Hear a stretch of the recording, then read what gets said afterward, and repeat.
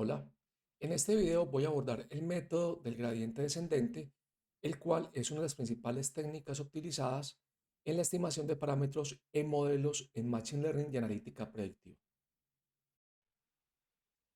Para iniciar, tenemos que definir el concepto de pendiente entre dos puntos para una función. Para ello, entonces, tenemos una función f de x y dos puntos notados como xk y xk más 1. La línea roja es la línea que une ambos puntos. Tenemos que entre ambos hay una distancia de delta de x en el eje x y de delta de y en el eje y. Este punto corresponde a la evaluación de f en xk más 1, mientras que este punto corresponde a la evaluación en f de xk. Por simplicidad vamos a llamar a este punto yk más 1 o la evaluación de f de x en k más 1 y el punto de abajo yk. De esta forma, la pendiente entre ambos puntos podemos computarla como la diferencia de las y sobre la diferencia de las x, o lo que es lo mismo, f de evaluado en xk más 1 menos f evaluado en xk sobre xk más 1 menos xk.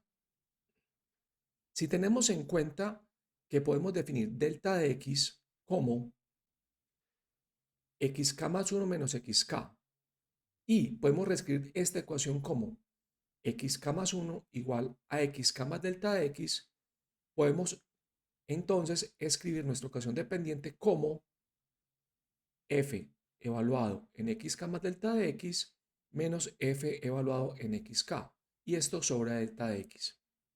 El concepto de derivada se obtiene entonces al traer el punto lo más cercano que podamos, el xk más 1, hasta el punto xk. Es decir, vamos a hacer lo más pequeño posible el delta de x.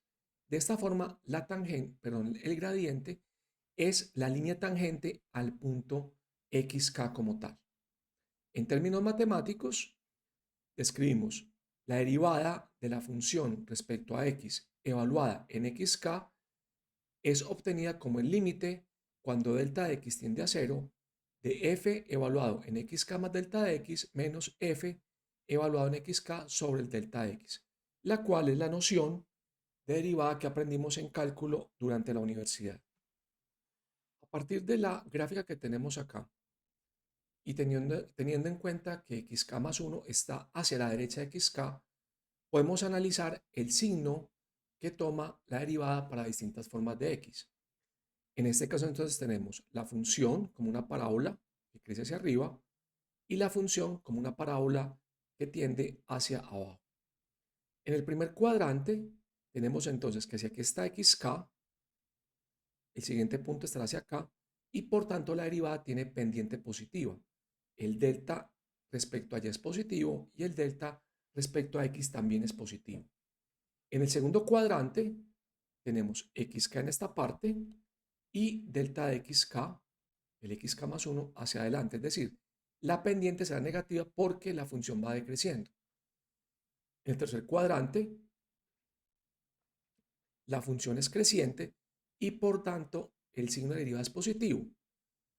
En el cuarto cuadrante, la función es decreciente y por tanto el signo de la derivada será negativo. Es decir, la derivada siempre apunta hacia la dirección de máximo ascenso de la función, como podemos ver acá en la gráfica.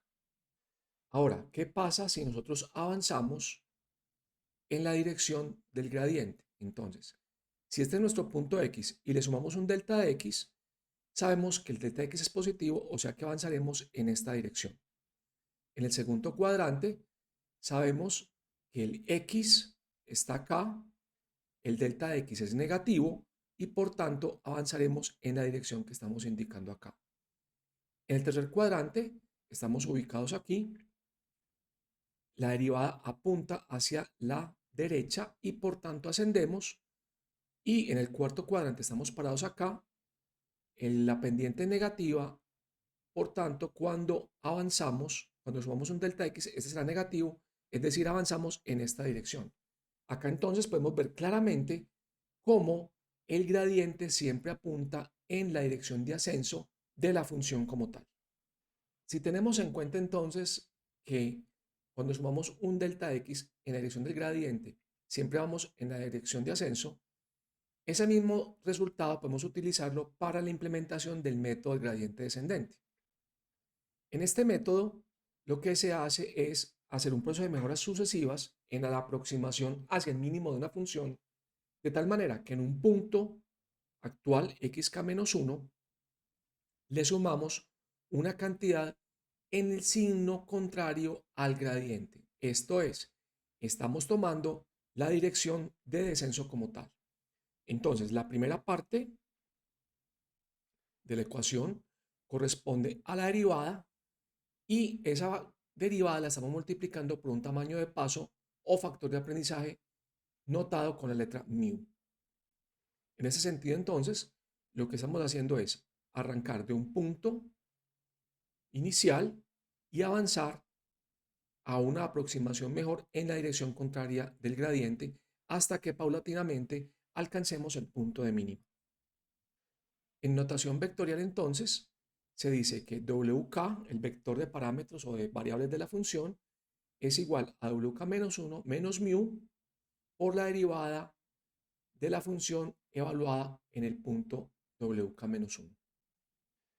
Para ejemplificar el proceso, vamos a utilizar la función de Rosenbrock, que es definida como f de xy igual a 100 por paréntesis x al lado menos y, cierro paréntesis al cuadrado, más paréntesis 1 menos x, cierro al cuadrado. La función está definida para el intervalo menos 2,048 y 2,048 para las x y menos 1 hasta 4 para las y. Se sabe que el punto de mínima está en 1, 1, donde la función vale 0. Para poder aplicar la metodología del gradiente descendente, debemos calcular la derivada de la función. En el primer caso, computamos la derivada de f de xy respecto a x, aquí es el procedimiento, el cual pueden seguir a mano, y en resumen, la derivada respecto a x es 400 por x2 menos y menos 2 por 1 menos x. Los invito a que hagan el procedimiento a mano del documento. La derivada de la función respecto a y es menos 200 por x a la 2 menos y.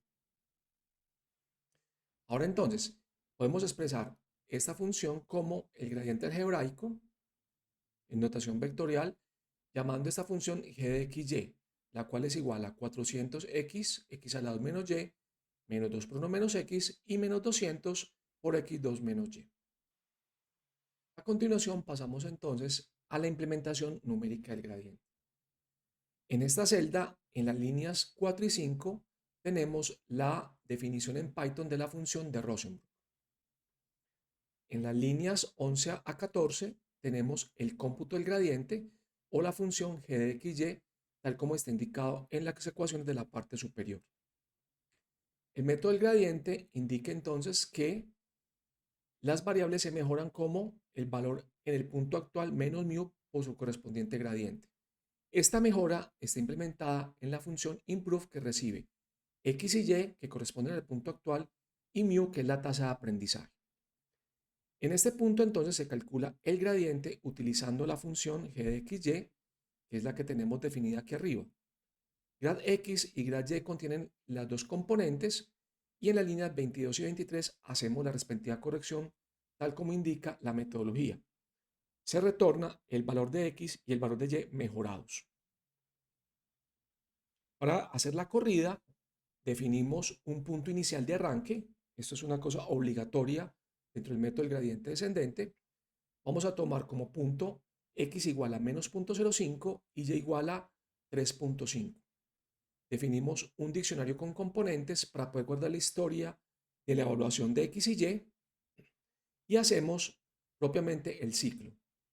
Noten que acá realmente las dos primeras líneas son las que corresponden al algoritmo del gradiente descendente.